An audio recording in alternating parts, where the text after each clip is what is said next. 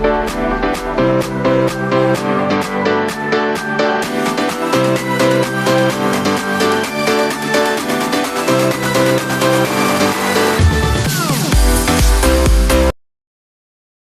buenas tardes para todos. Soy Jorge Patiño del Consejo Técnico de la Contaduría Pública y para mí es un gusto volver a saludarlos en esta tarde del jueves 21 de mayo de 2026. Hoy tenemos la cuarta y última sesión del programa de sensibilización o en todo lo que tiene que ver con el documento de orientación técnica número 15 sobre propiedades horizontales de uso residencial o mixto, grupos 2 y 3, emitida por el Consejo Técnico de la Contaduría Pública.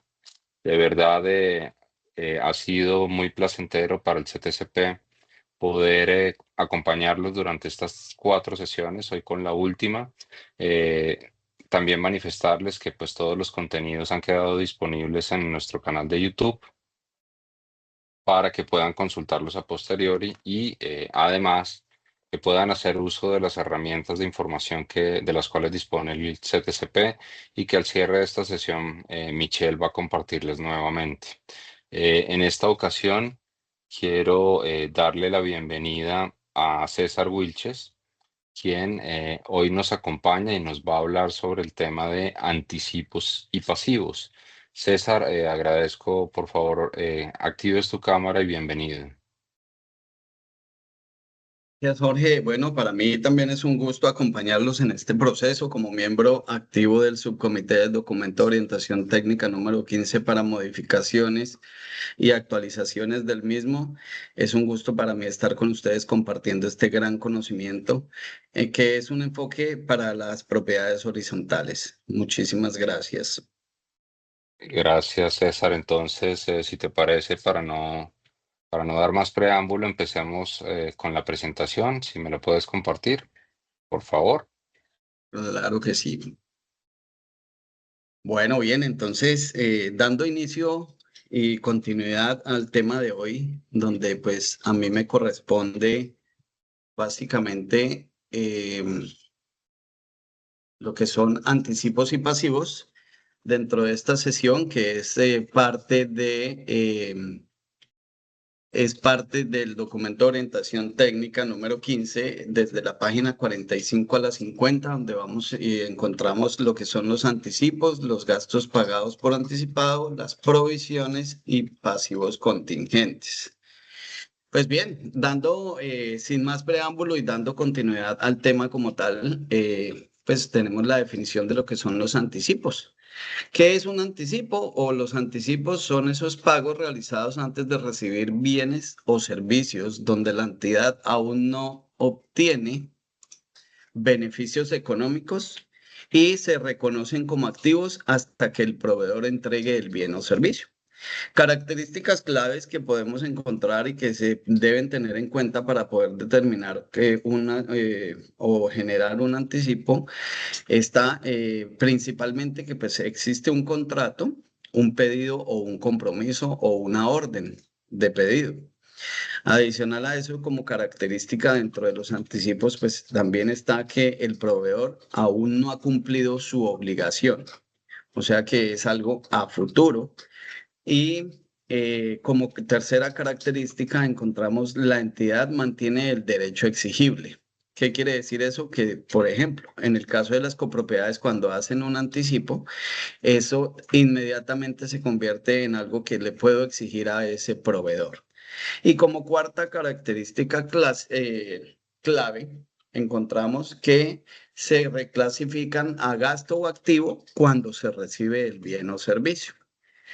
Dentro del entender, pues ahí encontramos y vemos en pantalla lo que significa o lo que son los anticipos y esas cuatro características claves para poder determinar qué es y cómo se maneja el anticipo. Dando continuidad, pues aquí les traigo unos ejemplos prácticos que pues dentro de las copropiedades podemos mencionar, perdón, el anticipo al proveedor para compra de equipos. Cuando hablamos de compras de equipos en copropiedades, logramos ver u observar infinidad de equipos que se deben comprar para poder darle cumplimiento a la parte administrativa. En cuanto a lo que son los mantenimientos de equipos, dentro de esos equipos pueden ser motobombas, esos equipos, esos anticipos se pueden dar, por ejemplo, para comprar una guadañadora. Y pues estos ejemplos se van dando dependiendo del tipo de copropiedad en muchas ocasiones de la ubicación o composición de las áreas comunes de la copropiedad. En ese orden de ideas, pues estos serían unos ejemplos con respecto a compras de equipos. Dentro de los ejemplos prácticos también encontramos anticipos a contratistas por obra o mantenimiento.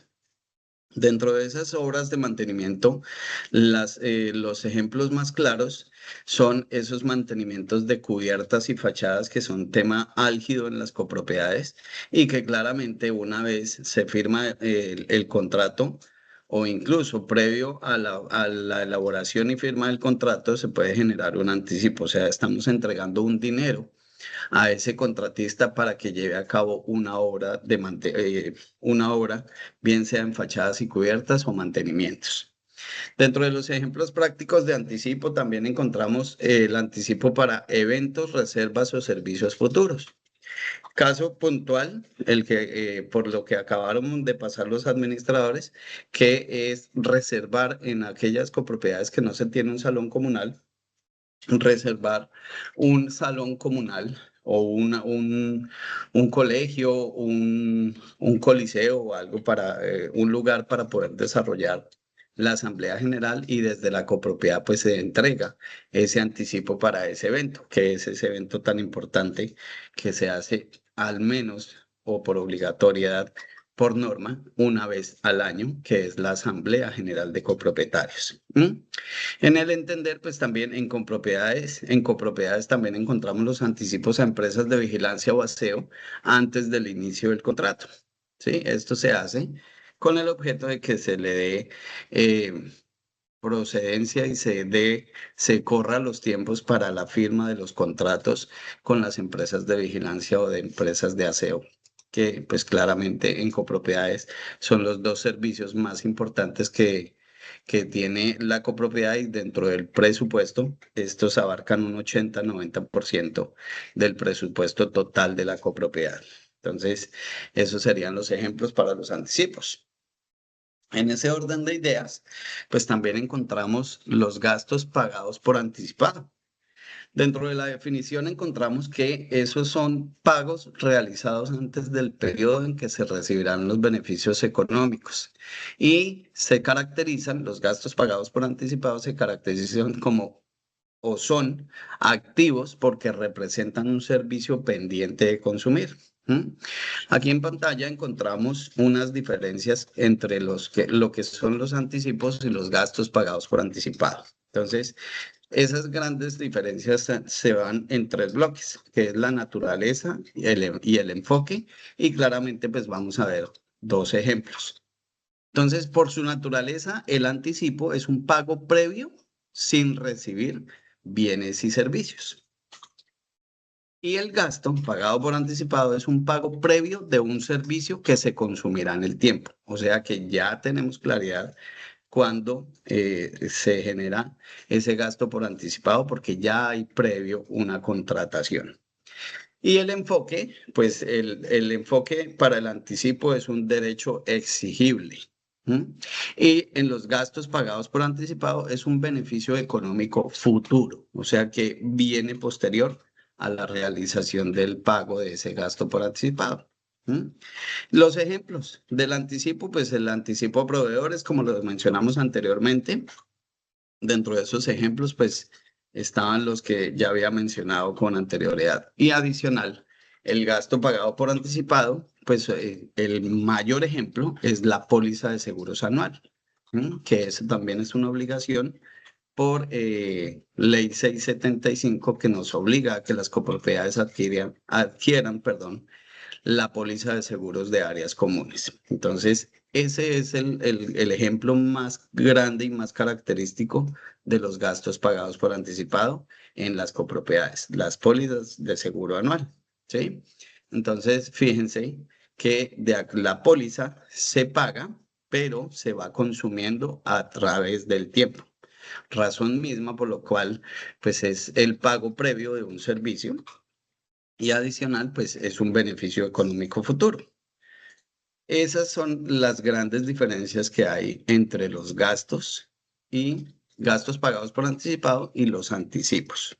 Bien, gastos pagados por anticipado, los ejemplos prácticos en copropiedades, pólizas de seguros pagadas por adelantado, que pues vuelvo e insisto, es una obligación de ley 675. Los arrendamientos pagados por anticipado, mantenimientos programados, que se hace el pago por anticipado, y las suscripciones o licencias anuales. Aquí dentro de esas suscripciones o licencias anuales, la otra representativa es el pago de la licencia del software contable, que sí o sí debe estar licenciada. El software contable debe contar con su licencia, porque si no, automáticamente nosotros como contadores estaríamos incurriendo en el no cumplimiento de una norma, que es la norma de tener licencias sobre todos los software que manejemos. En ese caso, pues está programas contables, que pues claramente no vamos a dar nombres propios. Está el paquete del Office y el Windows que sea también 100% licenciado. Por obligación debemos dar cumplimiento en copropiedades a estas licencias y claramente al hacer el pago, pues son gastos pagados por anticipado porque yo lo pago, lo adquiero y se va consumiendo durante el periodo presupuestal. En ese orden de ideas, dentro de lo que corresponde en el documento de orientación técnica número 15, tenemos también las provisiones.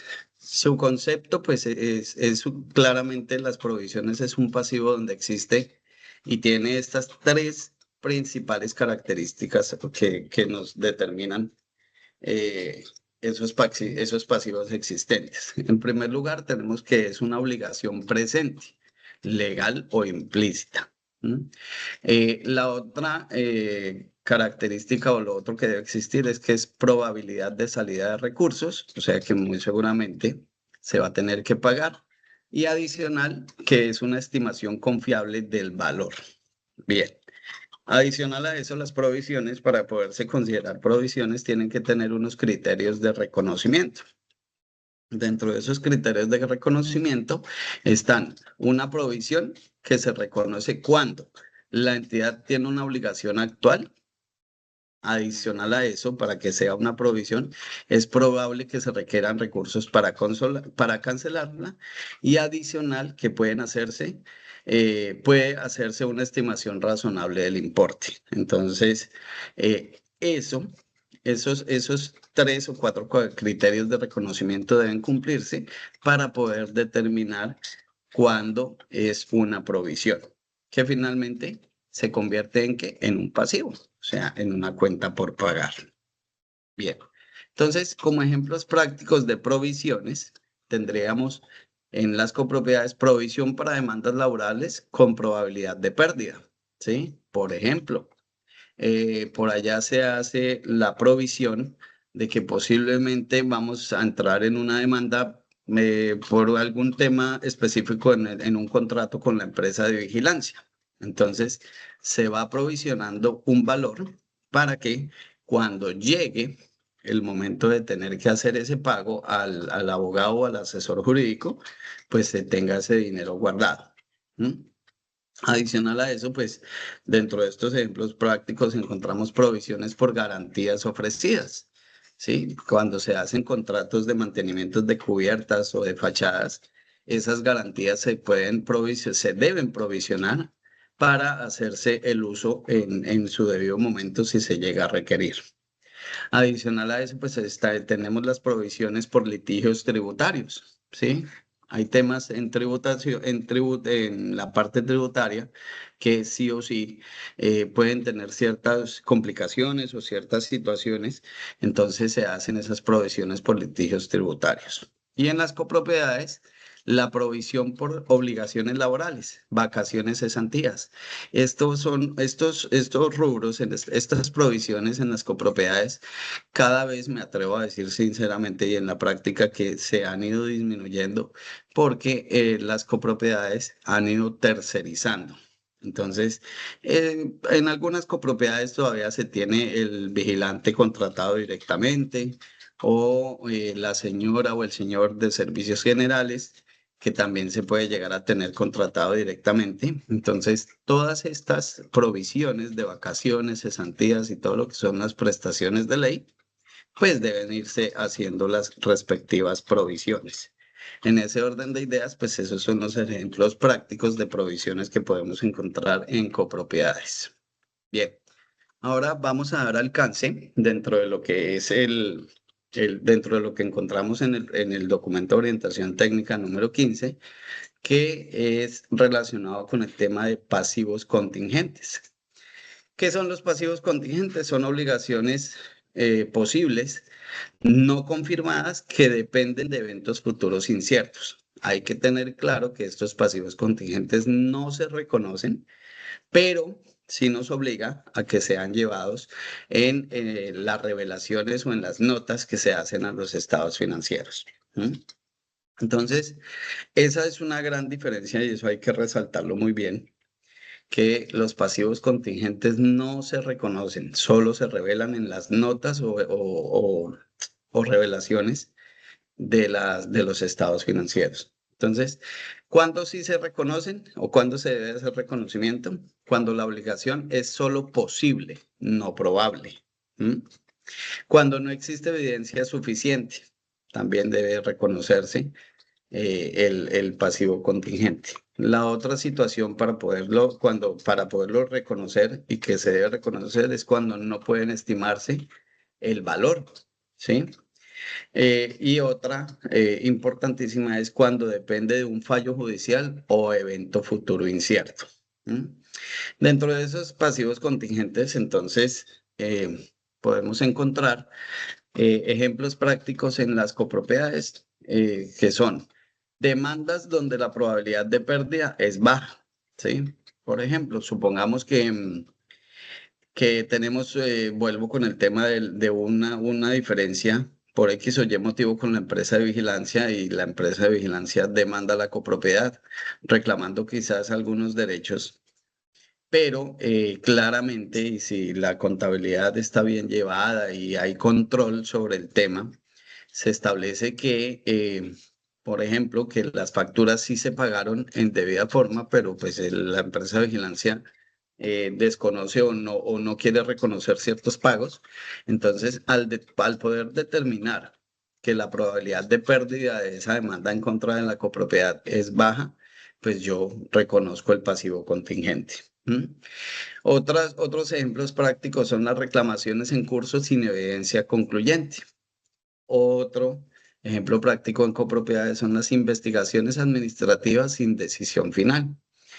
Entonces, para dar más claridad a este tema de los pasivos contingentes, vamos a ver las diferencias clave. ¿Mm? Entonces, este lo vamos a abrir en cuatro aspectos principales, que son el anticipo, el gasto pagado por anticipo, el gasto pagado por anticipado, la provisión y el pasivo contingente. Entonces, en este cuadro vamos a encontrar las diferencias según su naturaleza, reconocimiento y un ejemplo claro de todo el tema que hemos visto anteriormente. Entonces, el anticipo, su naturaleza es activo. ¿Se reconoce?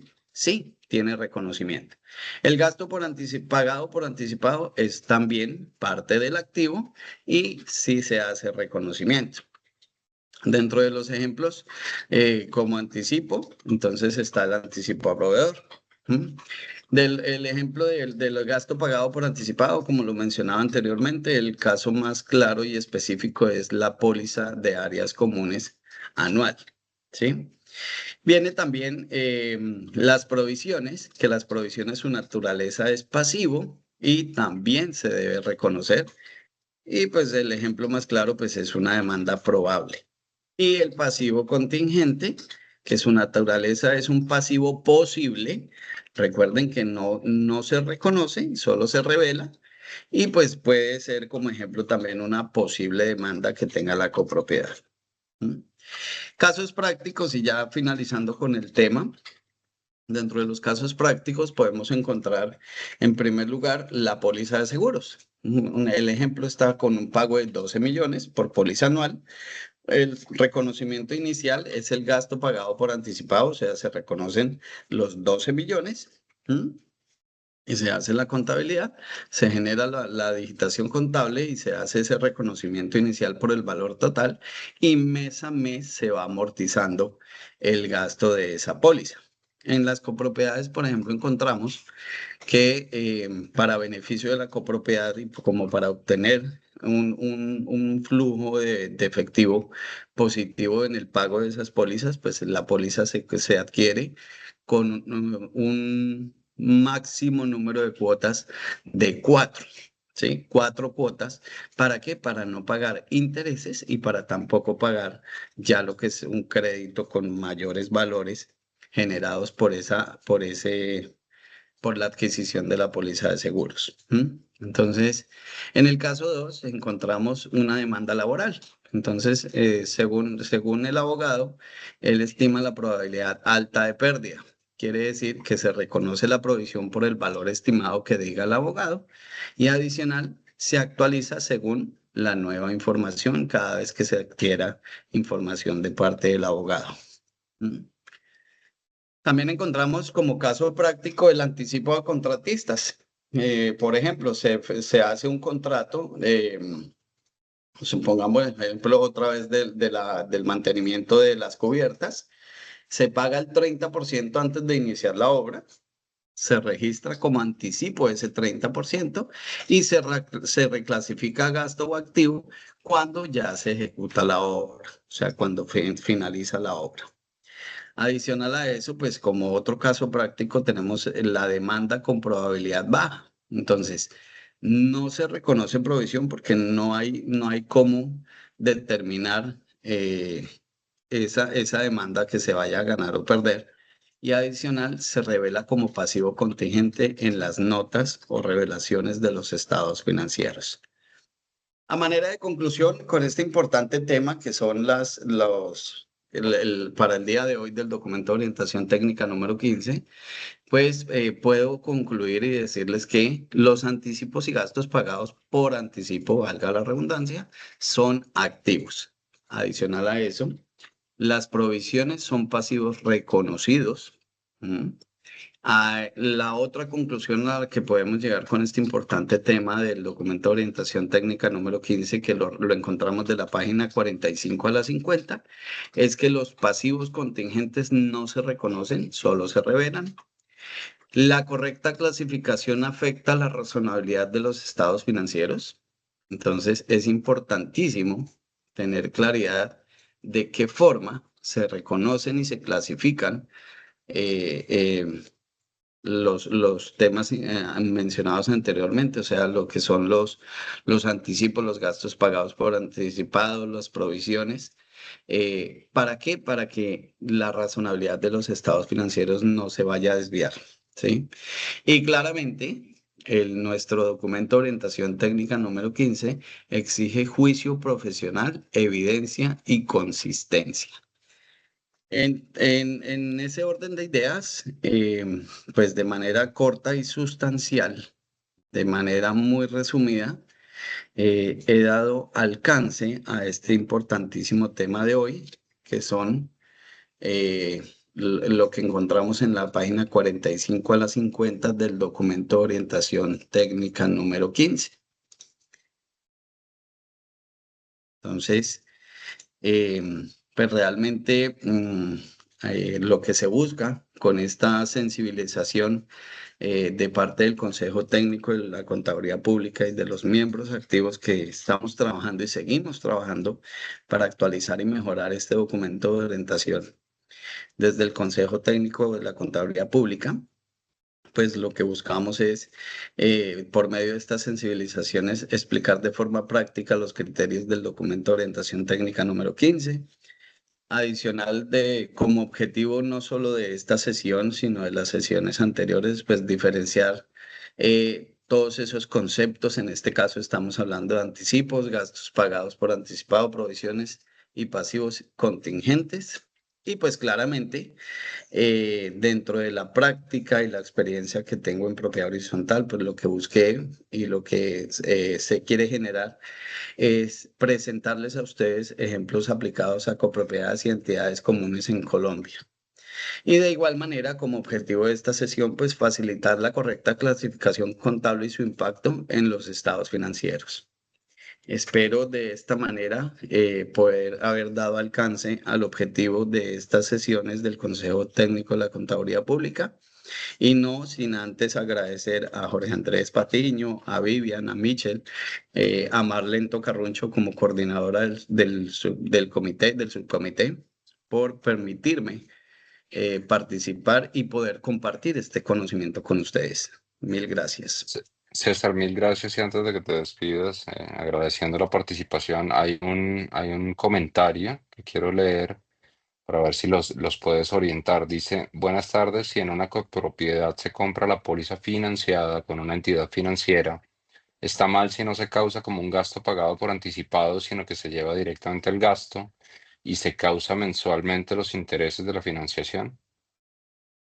No, no estaría mal. Lo que pasa es que también hay que analizar, y como lo decía al final de la presentación, lo que hay que analizar en ese momento es la razonabilidad de los estados financieros, manejándolos de la forma en que se considere que se deba manejar. Importantísimo, establecer en su manual de políticas contables el manejo la, de la contabilización de la adquisición de las pólizas. Entonces, realmente, si lo manejan de esa manera, no hay ningún problema. Lo importante es que su manual de políticas contables sea directamente proporcional y manejado de acuerdo a cómo lo estén contabilizando. Perfecto, César, mil gracias por tu tiempo y vamos a dar paso entonces a nuestra asidua conferencista y una de las gestoras de este proyecto, Marlene, ya en la sesión de cierre, bienvenida. Eh, Vamos a ver de qué nos hablas hoy. Hola Jorge, gracias. No sin antes agradecerles a todos estos colegas que también tomaron ese espacio.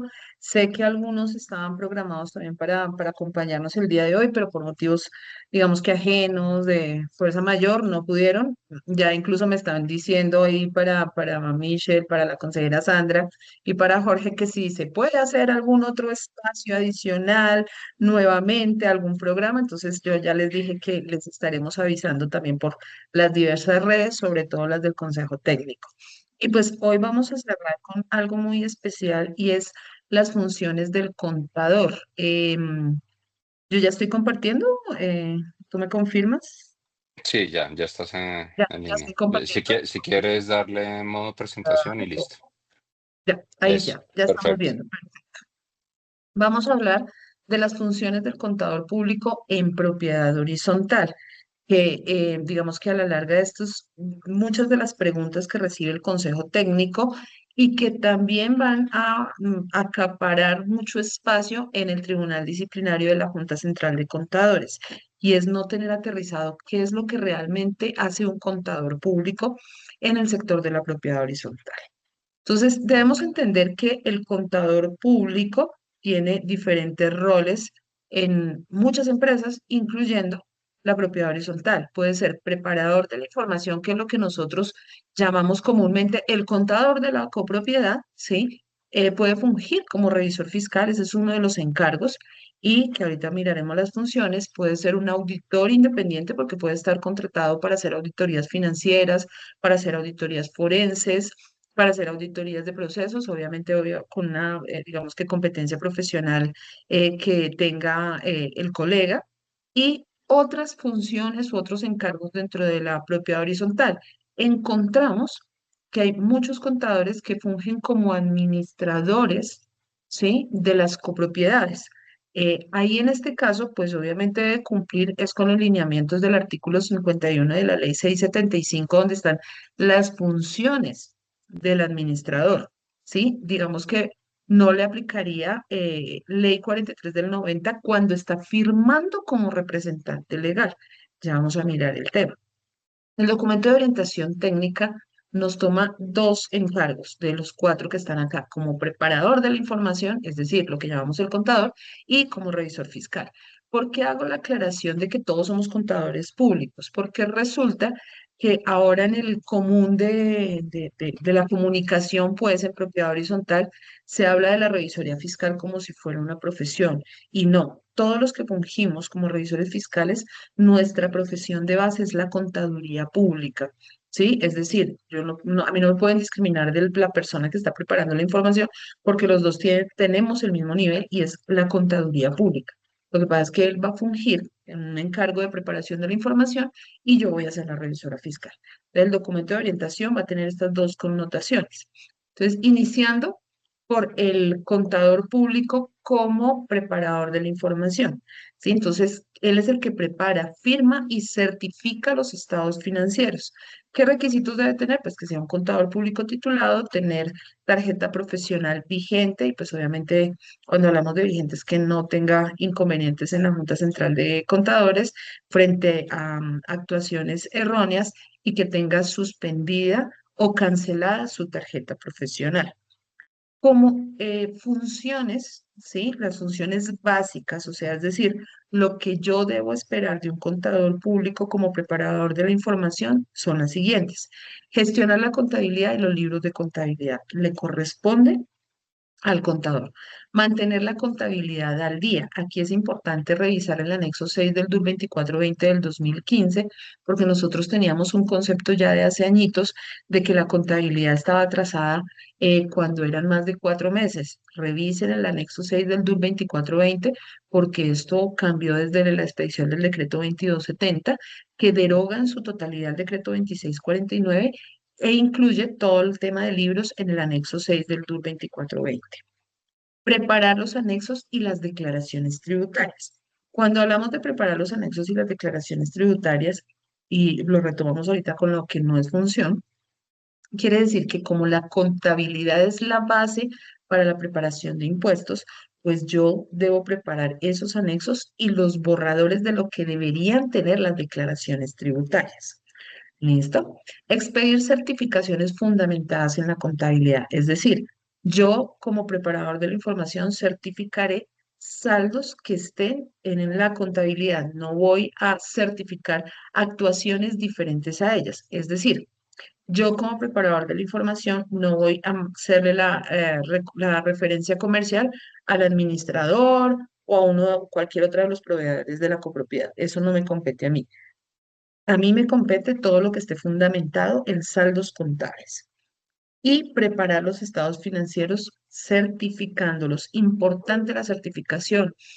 Hace 8 días nuestro amigo Elkis nos decía mucho cuidado porque muchas veces los colegas emiten los estados financieros y pues de pronto ya son de mucha confianza, llevan muchos años en las copropiedades y se les olvida emitir la certificación. Entonces la certificación es una base completamente importante donde nosotros estamos haciendo atestación sobre unos hechos y pues nosotros digamos que estamos dando fe pública y estamos aquí diciendo que todo eso está bien de acuerdo a. Entonces, por eso es importante la certificación. Estas son las funciones básicas que tiene el contador público como preparador de la información. ¿Qué pasa? Que puede tener otros encargos adicionales con costos, ¿sí? Es decir, que esto debe quedar muy claro en la propuesta de servicios y en los contratos, ¿sí?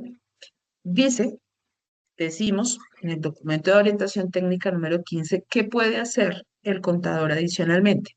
Liquidar nómina, preparar planillas de seguridad social, realizar liquidación de pagos a proveedores, llevar inventario de activos, presentar las declaraciones tributarias. Entonces, ojo ahí, como función básica es preparar los anexos y preparar los borradores de las declaraciones. Puede ser una función adicional, ¿sí? Que debe estar incluida en la propuesta y en el contrato, las declaraciones tributarias, ¿sí? Este punto que sí es importante ahorita que estamos en pleno vencimiento y es preparar la información exógena. A veces no se dejan establecidos esos alcances y esos términos ni en la propuesta ni en el contrato, y resulta que queda volando la preparación de la información exógena. Entonces vienen las molestias, porque yo como contador le digo al administrador, ok, listo, yo le hago la exógena, pero pues eso tiene un costo adicional. Entonces el administrador dice, no, pero ¿cómo así? Si usted es el contador, usted debe hacerla. No, su merced, ¿sí? No está dentro de las funciones básicas, con mucho gusto yo se la puedo hacer, eso tendrá un costo. O si desde el momento cero a mí me dicen dentro de la oferta de servicios debe preparar la información exógena, pues yo ya sé, lo asumo y lo obviamente estimaré en el valor de mis honorarios mensuales. ¿Listo? Actualizar los libros de contabilidad de periodos anteriores. Ahorita estamos, digamos que con muchos cambios de administradores y por ende de contadores. Entonces llego yo ahorita en el mes de mayo a tomar una contabilidad, ¿sí? De una propiedad horizontal, y oh sorpresa que los libros de contabilidad del año pasado no están impresos, no están dentro de la gestión documental que la copropiedad lleva. Eso no hace parte de mis funciones porque mis funciones arrancan en el momento en que empieza mi contrato, ¿sí? Y desde ahí empieza mi alcance. Que si lo puede hacer, que mire, que ayúdeme, que es que el anterior contador no aparece, porque pues eso suele suceder en propiedad horizontal. Ah, ok, sí, su merced, eso también tiene un costo, porque pues tiene un tema de tiempos, pero eso lo validará el contador, el profesional, en la negociación que hagan con los administradores. Preparar documentos electrónicos tributarios, es decir, facturación electrónica, documentos equivalentes. Eso no hace parte de las funciones básicas, pero se puede hacer porque nosotros pues obviamente las manejamos. El punto importante, elaboración o actualización del manual de políticas contables. Es muy fácil encontrar sobre todo a los miembros del Consejo de Administración, que cuando uno les dice, "Ah, es que ustedes no tienen actualizado el manual de políticas contables, a que lo haga el contador", y se lo ponen como obligación. No, su merced, no está dentro de las funciones básicas, pero lo puede realizar. Si usted desde el comienzo le dice, mire, vamos a contratarlo, pero necesitamos que también nos ayude con la actualización del manual de políticas contables, el profesional claramente, espérenme un momento, el profesional claramente podrá decir, sí, claro, claro, yo obviamente les puedo colaborar con eso. Espérenme un momento, ya te llamo. Pero pues eso tendrá un costo adicional. ¿Listo? Em, ¿Qué otro punto? El apoyo en la preparación del presupuesto. Entonces, nosotros coayudamos en la preparación del presupuesto. ¿Por qué? Porque nosotros, como preparadores de la información, pues ya tenemos un histórico de lo que realizó la copropiedad. Pero no es responsabilidad nuestra la preparación del presupuesto y la presentación del mismo en la asamblea. Encontramos muchísimas asambleas donde dicen, no, pero ¿cómo así que el contador no vino a presentar el presupuesto? Le toca. No, su merced, no le corresponde el presupuesto. Es obviamente un tema administrativo, que yo como contadora coayude en la preparación del mismo es diferente. ¿Listo? Que no, que a usted le toca. Bueno, su merced, entonces yo lo hago, pero pues también eso tendrá de pronto algún tema de costos. Digamos que eso es importante para que lo tengan clarísimo y no tener errores en las ofertas, en las cotizaciones que se presentan y en los contratos. Para nosotros es muy importante estas páginas del documento de orientación porque hay que socializar más este tipo de cosas de cara a lo que esperan los copropietarios y los administradores frente a los profesionales de la contaduría pública. Y seguimos con lo que no es función del preparador de la información, o sea, esto no está incluido, el contador no debería hacerlo, y hace parte de muchas de las cosas que se encuentran en el tribunal disciplinario porque no se tiene en cuenta y los copropietarios empiezan a poner quejas sobre posibles actuares erróneos del contador público, pero lo que no saben es que esto no es función. ¿Cómo cuáles? Presentar y preparar y presentar el proyecto de presupuesto a la Asamblea. Custodiar y conservar la documentación física y electrónica. ¿Por qué? Porque el único custodio de la información en la propiedad horizontal es el representante legal. Realizar auditorías y revisiones de periodos anteriores, es decir, me contratan ahorita, ¿sí? y que yo revise todo el año 2025. No, no es función mía. ¿Listo? Mantenimiento de manuales de procesos. Nosotros no hacemos procesos ni actualizamos los manuales ni de cartera, ni de contratación, ni de compras, porque no, no nos corresponde. No nos corresponde. ¿Listo? Gestión de firmas tributarias del representante legal. En esto fallamos mucho y es que digamos que al ser un poco compleja la operatividad en la plataforma de las diversos municipios, ¿sí? Para el tema de ICA o de la misma DIAN para la presentación de diversos impuestos e informes en la DIAN, nosotros nos acostumbramos como contadores a que apenas entramos, lo primero que pedimos es la clave del representante legal, ¿sí? Nosotros no deberíamos tener las firmas, porque la firma del representante legal es una firma personal, no es de las entidades. Este punto es bien complejo porque pues realmente hay muchos representantes legales y sobre todo en propiedad horizontal que no manejan el tema tecnológico, pero pues eso debe quedar supremamente claro en los contratos. No es, digamos que yo no puedo estar encima del representante legal actualizándole la firma y ese tipo de cosas porque la firma es propia del representante legal y no de la empresa, no de la copropiedad. No es función pagar los impuestos. No es función preparar y presentar el registro único de beneficiarios finales. ¿Por qué?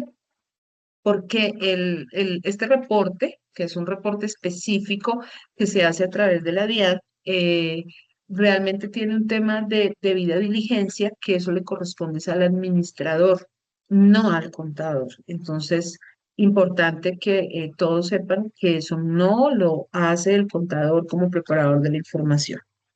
Atención directa a copropietarios en asuntos de cartera. Resulta que todo el tema de cartera está en cabeza del administrador y debe ser el administrador, ¿sí? Quien realmente esté atendiendo a los copropietarios frente al tema. Hay unos puntos eh, o unos casos específicos donde pues el contador puede hacer un apoyo a la administración, pero no quiere decir esto que el contador sea el que esté atendiendo a los copropietarios absolutamente para todo y menos tampoco en el tema de cartera. Esta responsabilidad es del administrador, porque encontramos muchos casos donde las carteras se dañan, o sea, digamos que no se descarga y todo esto realmente es responsabilidad del administrador. Encontramos administradores que ni siquiera entran al sistema a bajar un estado de cuenta y eso porque simplemente para ellos todo eso hace parte del contador. No, su merced, es función del administrador y el control de mantenimiento de equipos. O sea, es decir, no pueden desligarle que el contador sea el que está pendiente de si efectivamente se están haciendo los mantenimientos periódicos, si cada 3 meses se está comprando el combustible para la planta, si se está haciendo el mantenimiento preventivo mensual a las bombas, eso no le corresponde al contador. Estos son controles que debe tener la administración. ¿Por qué lo decimos? Porque hay muchos conjuntos que empiezan en las reuniones de consejo. ¿Hace cuánto se le hizo mantenimiento a la planta eléctrica? Señor contador, ¿hace cuánto? Pues no, el contador podrá mirar cuándo fue la última vez que registró ese gasto, ¿sí?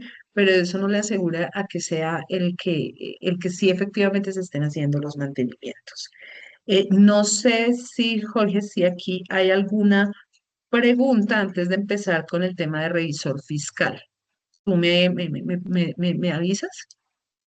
Claro, dame un minuto, por favor.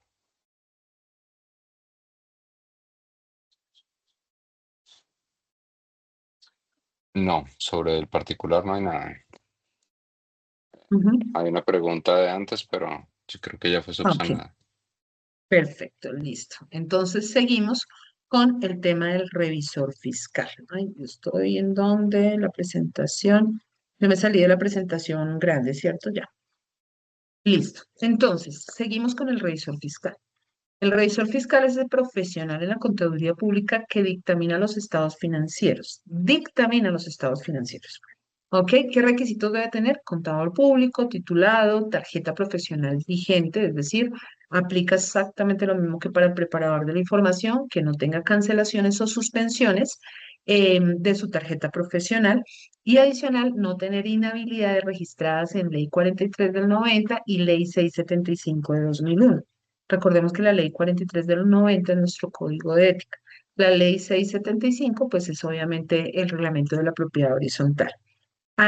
¿Qué es importante aquí frente al tema del revisor fiscal? El revisor fiscal es nombrado únicamente por la Asamblea de Copropietarios. El contador como preparador de la información, digamos que puede tener el contrato asociado al de la administración. Es decir, no necesariamente tiene que estar contratado por la copropiedad, ¿sí? Porque es potestad del administrador la contratación del contador. ¿Listo? Entonces, resulta que la ley 675 establece que las funciones del revisor fiscal serán aquellas que se encuentren en la ley 43 del 90 o normas adicionales. ¿Qué pasa? Que la ley 43 del 90 no tiene las funciones del revisor fiscal. Las funciones del revisor fiscal las encontramos en el artículo 207 del Código de Comercio. El documento de orientación técnica tiene estos cuadritos que son muy bonitos, donde me dice cuál es la función de acuerdo al artículo 207 y cómo aplica esto para la propiedad horizontal. Entonces, primero, cerciorarse de las operaciones. Entonces, pues que efectivamente cumplan con la norma, que realmente estén con los reglamentos, con las decisiones de asamblea. Es decir, si se aprobó en una asamblea extraordinaria, una cuota extraordinaria para hacer la modificación del reglamento interno de la propiedad horizontal, pues como revisor fiscal tendrá que cerciorarse que efectivamente la administración haga esa inscripción como debe ser en escritura pública, porque van a tener un nuevo reglamento, ¿sí? Esas son como el cerciorarse de que efectivamente las cosas se están haciendo. ¿Listo? Dar oportuna cuenta. Dice, dar oportuna cuenta por escrito a la asamblea del consejo o al administrador, según sea el caso de las posibles irregularidades que ocurran en el funcionamiento de la copropiedad. Entonces, hay copropiedades donde tienen asistentes de administración. Si yo como revisor fiscal llego, hago un arqueo y veo que hay algunas alertas, pues yo tendré que informar inmediatamente al administrador. Si es el administrador al que estoy haciendo el arqueo, pues tendré que irme obviamente, a informarle al consejo de administración. Y pues obviamente si hay cosas muchísimo más graves, fuertes e importantes, tendré que hacerlo directamente hacia la asamblea. Colaborar con las entidades, pues básicamente es que nosotros como revisores fiscales, siempre que una entidad de control, inspección y vigilancia solicite información, certificados y demás, yo tendré que emitirlo. O sea, es decir, si a mí me llega la DIAN y me dice que, o la copropiedad, perdón, llegan a fiscalizar la DIAN y necesitan un certificado X del revisor fiscal, pues yo estaré en la obligación de expedir el certificado con la información que obviamente el profesional vea que está en cumplimiento de la norma y en contabilidad. ¿Listo? Inspeccionar los bienes. Entonces, inspeccionar todos los activos de la copropiedad, procurando que se tomen las medidas de conservación y seguridad de los mismos. Entonces, aquí es importante, por ejemplo, ahorita César les decía del tema de la póliza, ¿sí? Yo tendré que establecer, mirar, porque si hicieron un cambio en la estructura de la propiedad horizontal, hicieron un mejoramiento y demás, y esa mejora no está dentro de la nueva póliza de áreas comunes, pues yo tendré que hacer una alerta porque puede que se les haya olvidado que resulta que pusieron un piso más en un salón social y pues obviamente tendrá que ser afectado por la póliza. Entonces, ese es el tema de inspeccionar los bienes. Aquí el inspeccionar los bienes no es tanto de ir a verificar si efectivamente la señora del aseo está pasando a hacer el aseo, sino es el de proteger el patrimonio comunal. ¿Listo? Velar porque se lleve la contabilidad. Pues así como el preparador de la información tiene bajo su cargo, obviamente, mantener actualizada la contabilidad, pues yo como revisor fiscal tengo que estar velando para que efectivamente esté cumpliéndose la contabilidad de acuerdo a los marcos técnicos normativos, ¿sí? O sea, es decir, grupo 2 o grupo 3, dependiendo de la copropiedad, y que estén obviamente cumpliendo con todas las disposiciones del anexo 6 del DUR 2420, que es donde me lleva a hablar de los diferentes comprobantes de contabilidad, soportes contables y pues el mantenimiento de libros como tal. Impartir instrucciones. Impartir instrucciones es, digamos que, ir revisando e ir solicitando correcciones que considere el profesional, ¿sí? Para el cumplimiento normativo, ¿sí? No es que esté dando órdenes, es decir, y ahorita en una reunión me decían es que el revisor fiscal da las órdenes y el contador no lo hace. Entonces estamos hablando y por eso la primera parte de la charla es que somos símiles, porque somos contador y contador, ¿sí? Los dos tenemos nuestro criterio profesional. El revisor fiscal tendrá que solicitar o dar esas instrucciones de acuerdo a una normativa. El profesional que está preparando la información revisará obviamente esa normativa, ¿sí? Y tendrá que hacer los ajustes que también a su juicio profesional consideren necesarios. Entonces, no es que el revisor fiscal sea jefe ni del consejo, ni del administrador, ni del contador. ¿Listo? ¿Por qué? Resulta que hay copropiedades donde si el revisor fiscal no dice que las cosas están completamente bien, no le pagan al contador. ¿Sí? Entonces, ojo porque ahí está interfiriendo de pronto en cosas que no debería ser. Autorizar con su firma. Entonces, lo que yo puedo hacer como revisor fiscal, ¿sí? Es firmar los estados financieros y entregar el dictamen.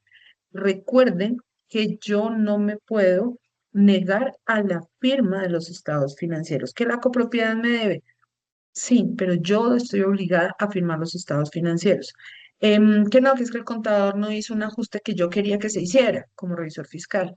Pues su merced, firme como le corresponde como revisor fiscal y en su dictamen, ¿m? A bien pueda, pues tendrá que emitir el informe que corresponda por la materialidad que tenga ese ajuste que usted estaba dando instrucción. Y pues obviamente deberé presentar el informe en la asamblea. El siguiente punto, convocar a la asamblea a reuniones extraordinarias cuando lo considere de acuerdo a su criterio. En esto encontramos muchas solicitudes por parte de los copropietarios. Señor revisor fiscal, es que yo necesito que usted convoque a una asamblea extraordinaria para sacar el administrador. No, su merced, no es así la forma, ¿sí? Es que el administrador no ha venido sino 3 veces este mes, entonces, pues realmente no está cumpliendo, así que usted como revisor fiscal tiene que llamar a una asamblea extraordinaria. No, el criterio del profesional será el que validará en qué momento requiere convocar. Obviamente, ¿qué pasa? Que si hay temas de peso y nosotros como revisores fiscales no actuamos convocando como corresponde e informando en el momento que va a informarse, pues obviamente ahí sí tendremos nosotros un riesgo frente al tribunal disciplinario en el momento en que pongan una queja, ¿sí? Pero la convocatoria que hace el revisor fiscal es a juicio del revisor fiscal, no por solicitud del Consejo de Administración ni por solicitud de los copropietarios. Bueno, y aquí un punto súper, súper importante. Esto, la verdad, lo tenemos incluso hasta resaltado con verde, porque en esto todos los colegas, todos los contadores públicos debemos tener claridad de lo que no es función del revisor fiscal. No es función, no prometamos cosas que no debemos hacer, porque eso es lo que pasa en propiedad horizontal. Tenemos 3 minutos en la asamblea y en 3 minutos yo prometo esta vida y la otra para que me nombre, ¿sí? Y resulta que pues no es así, porque hay cosas que usted no puede prometer. Primero, elaborar, presentar o avalar el presupuesto de la propiedad horizontal. Sí, es que yo no permito que hagan una compra de un bombillo más porque es que ya se pasa del presupuesto. Eso no le corresponde a usted, señor revisor fiscal. Aprobar estados financieros o informes de la administración. Lo que yo les hacía mención ahorita es que si el revisor fiscal no aprueba el informe que presenta, pues no van a poder pagarle al contador o al administrador. Eso no le corresponde a usted. Realizar actos administrativos como ordenar, ejecutar gastos, autorizar pagos, contratar, imponer sanciones, revisar los poderes en la asamblea, recibir áreas comunes, proyectos de obra, supervisar mantenimientos, expedir paz y salvos o avalar propuestas de proveedores. No, ese punto incluso se repite varias veces dentro del documento de orientación. No, hemos escuchado nosotros casos en las asambleas donde llegan los profesionales a decir es que yo reviso todos los pagos antes de que los hagan para que no se haga nada sin soporte. Eso no le corresponde a usted. La revisoría fiscal es ex post facto, posterior a. ¿Mm? Usted no puede autorizar pagos. Que no, que yo no autorizo la contratación de X proveedor porque le falta el RUT. Eso no le corresponde a usted. Usted impartirá instrucciones donde diga, ojo, siempre que vayan a hacer contratación, por favor asegúrense que la documentación de los proveedores y contratistas esté completa. Pero usted no puede negarse a eso, ¿sí? Revisar los poderes. Las asambleas son de los copropietarios, no son del revisor fiscal. Nosotros no revisamos poderes. ¿Listo? En el tema de las asambleas, por ejemplo, no, cierra digamos que la recogida de firmas y entonces llega una persona un poquito más tarde y vaya, hable con el revisor fiscal a ver si lo deja firmar. Eso no me corresponde a mí. Ay, es que mire que para que no me pongan la sanción, eso no me corresponde a mí. La asamblea es de los copropietarios. Avalar condición de propietarios de personas naturales o jurídicas de los inmuebles. Esto pasa también con los poderes. Nos mandan los poderes y confirme usted si el que está firmando ahí es el dueño de verdad del apartamento. Esos son temas completamente administrativos. Eso no tiene que hacer el revisor fiscal. Participar en procesos de convivencia o solución de conflictos en la copropiedad. Que los de la Torre 1 se agarraron con la Torre 2. Venga, señor revisor fiscal, a ver qué hacemos. No le compete. Punto importante, asistir a todas las reuniones del Consejo de Administración o comités no es función del revisor. No prometan asistir al 100% de las reuniones del Consejo de Administración, porque es que el Consejo de Administración puede reunirse las veces que requiera y necesite para temas administrativos, donde no tiene que estar el revisor fiscal. Entonces, no prometan eso, ¿sí? Por favor. En los comités, que los comités de obra, que los comités del recibo de áreas comunes, eso no le compete al revisor fiscal. Verificar el quórum de la asamblea. Pues ya tenemos nosotros temas tan tecnológicos que el sistema hace la verificación del quórum. Eso no lo hace el revisor fiscal. Verificar contratos previos a la aprobación y nuevas obras de mantenimiento, lo que les acaba de mencionar, porque ese punto grande que está ahí marcado en el 3 se repite varias veces porque es tan importante volver a reiterar lo que no deben hacer. ¿Mm? Hacer parte de la selección de contratistas y proveedores. Señor revisor fiscal, tenemos la reunión para el próximo lunes porque vamos a elegir a la nueva empresa de vigilancia y necesitamos que usted esté acá. No tengo por qué ir, o sea, no me corresponde, no me compete. Ser jefe o supervisor del contador, cero. Vuelvo y les digo, somos los mismos profesionales. Lo que pasa es que uno funge como preparador y otro funge como revisor fiscal. ¿Listo? Litigar ante terceros a favor de la copropiedad, tampoco lo podemos hacer. Realizar cobros a los copropietarios en mora, menos. Aquí hay un tema que sí hago yo siempre la mención que a veces la gente se equivoca y es que el revisor fiscal dentro de sus procedimientos de auditoría puede hacer una circularización de terceros. Y la gente piensa que es que el revisor fiscal les está cobrando. Entonces hay que leer muy bien cuál es el proceso que está siguiendo el revisor fiscal. Firmar certificaciones laborales.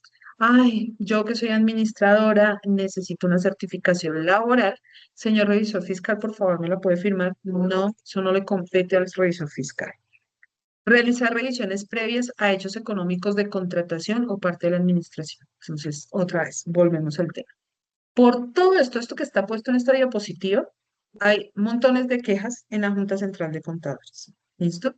Por hacer lo que no le corresponde hacer. ¿Listo? Y por eso se buscó que en el documento de orientación técnica número 15 quedara plasmado esto para conocimiento de los colegas, conocimiento del público en general, incluyendo copropietarios y consejo de administración. Ahora, entonces, ¿cuáles son los informes del revisor fiscal? ¿Sí? Entonces, ¿yo cómo me comunico como revisor fiscal con las copropiedades? Entonces, primero es a través de un dictamen, que en el dictamen lo que yo hago es que de acuerdo a mi juicio profesional sobre los procedimientos de auditoría que yo he practicado, dictamino sobre los estados financieros, actos administrativos, control interno, cumplimiento normativo, cumplimiento de gestión documental, ¿sí? Ahí yo lo que hago es decir si a mi parecer cumple, no cumple, ¿sí? O qué está pasando. Ese es el dictamen.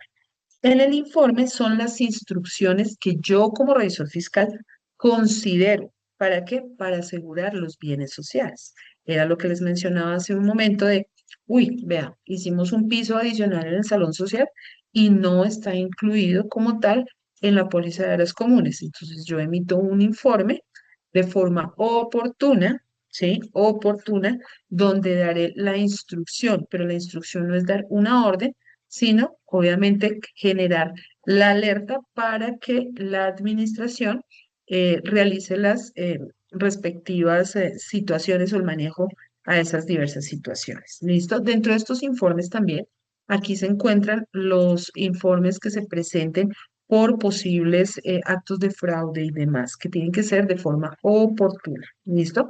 El dictamen se presenta con los estados financieros, ¿sí? Los informes en el momento en que lo requiera el profesional, ¿sí? Con la oportunidad que deba tener cada caso. El dictamen es con estados financieros. Tipos de dictamen. ¿Por qué hablamos aquí de los tipos de dictamen? Porque es muy chistoso ver que en asambleas los revisores fiscales preparan, entregan su dictamen, ¿sí? Diciendo que los estados financieros presentan de forma razonable, no hay salvedades, y cuando llegan al punto de, de aprobación de estados financieros, resulta que no aprueban los estados financieros porque el señor administrador no responde los correos electrónicos. Eso no tiene nada que ver, ¿sí? Entonces la gente debe entender qué es lo que está diciendo el revisor fiscal. Entonces tenemos un tipo de dictamen que es el número uno, que es no modificado, es una opinión favorable o lo que nosotros llamamos limpia. Es decir, es una forma de decir que las cosas están bien presentadas, que se cumplen con todo el tema normativo, que el control interno está bien, ¿sí? Y que los estados financieros presentan de forma razonable la situación financiera de las entidades. Cuando yo digo presentan de forma razonable es porque nosotros como revisores fiscales no revisamos al 100%, ¿sí? Entonces, dentro de nuestras pruebas de auditoría, puede que haya algún error, ¿sí? Que no haya estado dentro de la prueba y por eso nosotros no podemos hablar de exactitud, ¿sí? O de perfección. Nosotros hablamos de favorabilidad, ¿sí? O de una opinión limpia, es decir, las cosas se están haciendo bien. Y hay otro tipo de dictamen que es el tipo modificado. Dentro de este tipo modificado encontramos tres. Uno con salvedades, que es decir, sí, las cosas se están haciendo bien, excepto por. Y encontramos un lunarcito, un puntico. ¿Qué define ese puntito para saber si se convierte en salvedad o no? La materialidad que le ponga el profesional, ¿sí? Dentro de su juicio profesional. ¿Listo?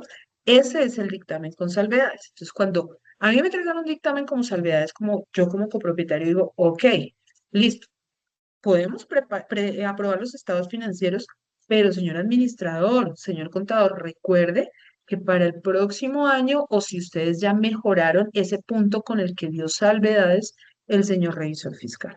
¿Listo? Entonces, es un punto de alerta donde la comunidad debe saber que el revisor fiscal me está informando de que, ojo, ahí hay algo, ¿sí? Puede que no sea tan grave, pero hay algo. ¿Listo? Está el dictamen desfavorable o negativo.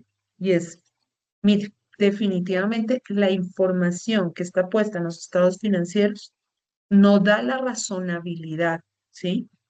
Eh, no estamos cumpliendo con el control interno. Hay incumplimiento normativo. ¿Mm? Entonces aquí es donde uno dice, ok, yo como revisor fiscal doy mi dictamen negativo, es decir, diciendo que las cosas no están bien hechas y sin embargo aprueban los estados financieros. Ahí es donde amerita un control rotundo sobre lo que está pasando en la administración. ¿Por qué el revisor fiscal me está diciendo que las cosas no están bien hechas? ¿Sí? Y el último, que es la abstención, y es que yo como revisor fiscal no pude elaborar mi trabajo, no pude realizar mi encargo.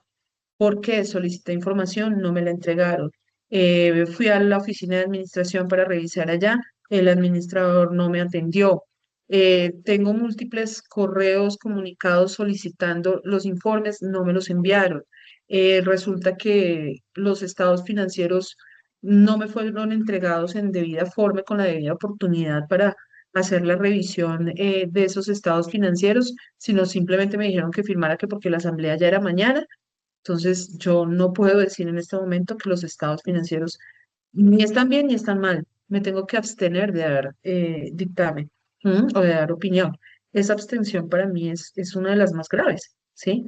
Porque si a mí el revisor fiscal me dice que la administración no le permitió hacer su trabajo de revisión, hombre, algo está pasando. También encontramos con abstención de opinión y aprobar estados financieros. ¿Listo?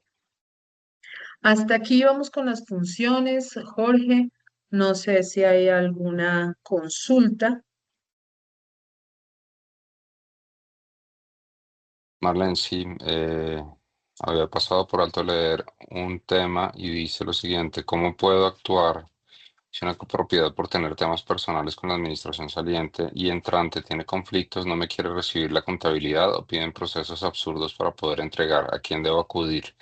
Ya se solicitó una orientación a la Junta Central, pero la respuesta no fue nada en apoyo al contador. Bueno, digamos que yo te lo cuento desde mi experiencia profesional. Muy seguramente si tú le preguntas a la Junta Central, pues la Junta Central no es quien emite esas consideraciones. Ya sabemos que algunas consultas vía derecho de petición se realizan a través del Consejo Técnico, pero yo personalmente hice entrega de una contabilidad. Cuando tú dices no te quieren recibir, lo hice a través de espacios de conciliación, llámese Cámara de Comercio, llámese la Casa de la Justicia, llámese consultorios en las universidades, ¿sí? Donde haya algún conciliador de qué es lo que tú estás entregando, ¿sí? Y qué es lo que te están pidiendo y que esté ajustado a la norma. Esto de cara a tener tú cubierto tu información frente a posibles quejas que puedas tener en la Junta Central de Contadores. Eso te lo hablo muy Marlene, no consejo técnico, sino Marlene con la experiencia de haber pasado una situación similar y que afortunadamente esa acta que quedó en un organismo conciliador fue la que ya, digamos que el Consejo, la Junta Central de Contadores, el Tribunal Disciplinario, vio cuáles habían sido las consideraciones, lo que ha pasado realmente. Ese es mi consejo como Marlene Carrucho. Dime, Jorge. Perfecto, muchas gracias. No, no veo más comentarios. No sé si en Ya, esta yo aquí sesión. estoy viendo uno. Yo aquí estoy viendo Ah, uno. uno nuevo. Acaba de llegar uno Sí, nuevo. A ver, sí. dice, Que, si en una ujú. copropiedad se compra la póliza, no, eso no No, es. ese es otro. No, es uno que dice, hola, Los, los estados los financieros estados no se han financieros no se han suministrado. suministrado al revisor fiscal desde enero a abril de 2026. 2026. ¿Debo convocar una asamblea extraordinaria o qué debo hacer? Ok, entonces, ojo, recuerden que los estados financieros vienen de enero a diciembre, ¿sí? Tú estarás pidiendo es información financiera distinta al cierre. Información de enero, información de febrero, información de marzo, ¿sí? Que tú la estás solicitando. La idea es que tú informes en este momento al Consejo de Administración. Supongo que estás solicitando esa información es al administrador. El administrador no te está dando la respuesta, pues tienes que irte al Consejo de Administración, ¿sí? Porque el Consejo de Administración, recuerden que él está supervisando a la administración, ¿sí? Entonces, tienes que ir al Consejo de Administración, convocar a una reunión del Consejo de Administración para que tú les informes y les reportes que ya en diversos tiempos han solicitado, pero que no te han sido entregados. ¿Listo? porque acuérdate, siempre revisa en el documento de orientación técnica número 15 ese esquema organizacional que está puesto ahí de las copropiedades. Listo, Jorge. Perfecto, Marlene. Yo creo que con esto terminamos. Con esto terminamos. No sé si está Michelle, no sé si está de pronto la consejera Sandra. No, lo que habíamos dicho al comienzo de la sesión y que me parece importante es que Michelle, como parte del equipo y como gestora activa de este comité, subcomité de propiedad horizontal, nos comparta, digamos, cómo acceder a las sesiones, a los capítulos que hoy finalizan con este programa de sensibilización de la DOT 15 y que además nos indique en la página cómo consultar tanto las consultas del CTCP como el documento de orientación técnica. Entonces, voy a darle paso a Michelle para que nos comparta esta información. Hola, muy buenas tardes para todos. Agradecerles a todos por este espacio. Como comentó mi compañero Jorge Andrés, voy a compartir mi pantalla para que podamos ver el tema de revisar en la página.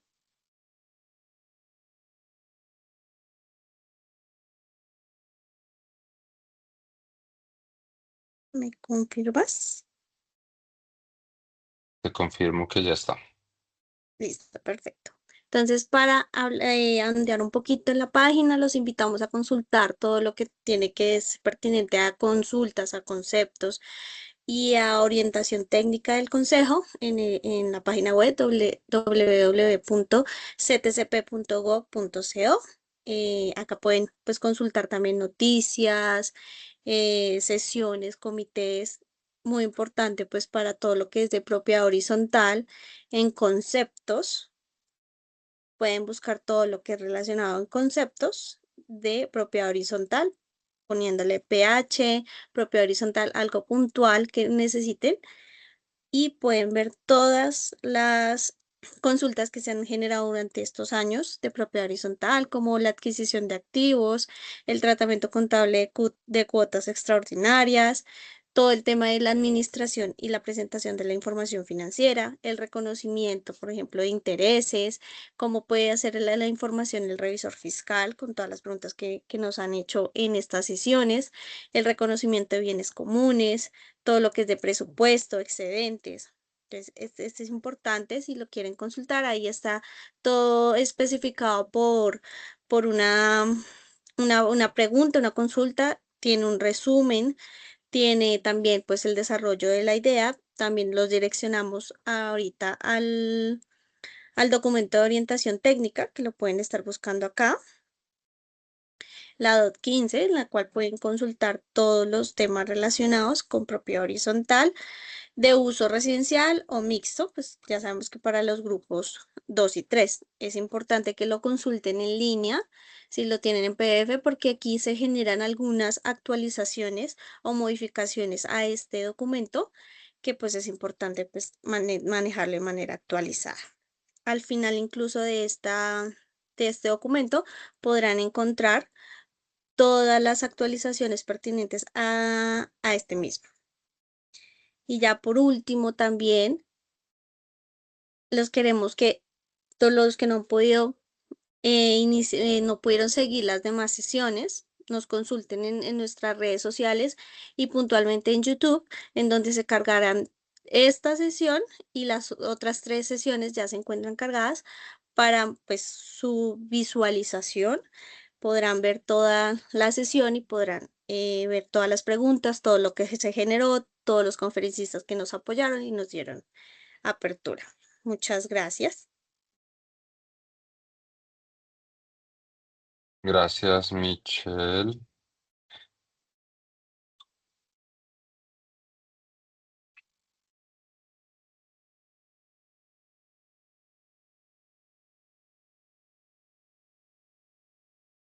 Gracias, Michelle.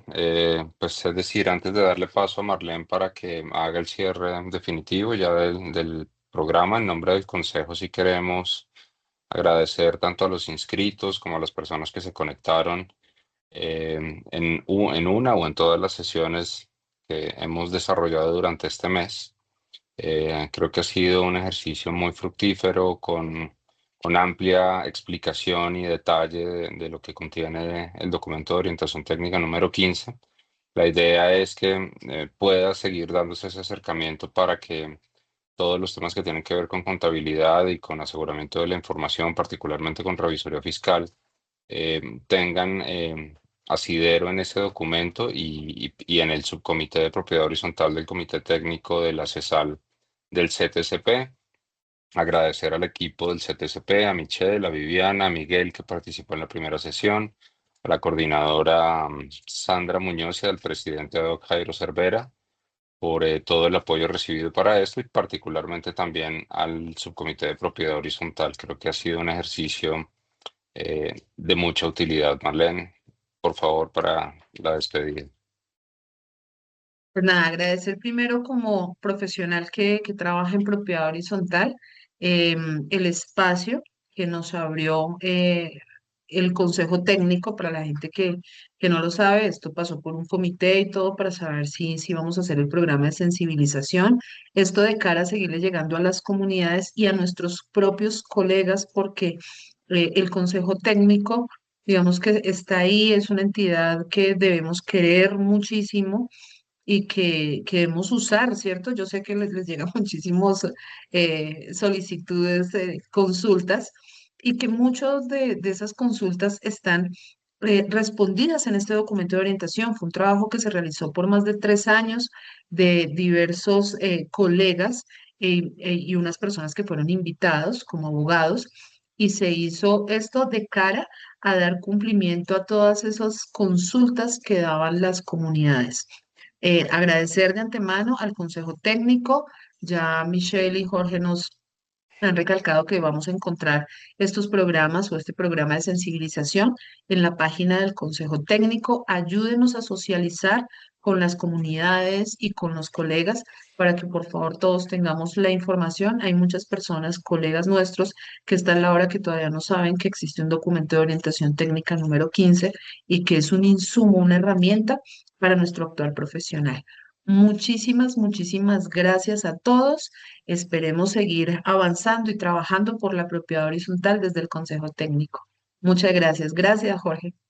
Gracias, Marlene. Feliz tarde para todos y esperen muy pronto el cuarto capítulo, la cuarta sesión de este programa en nuestro canal de YouTube.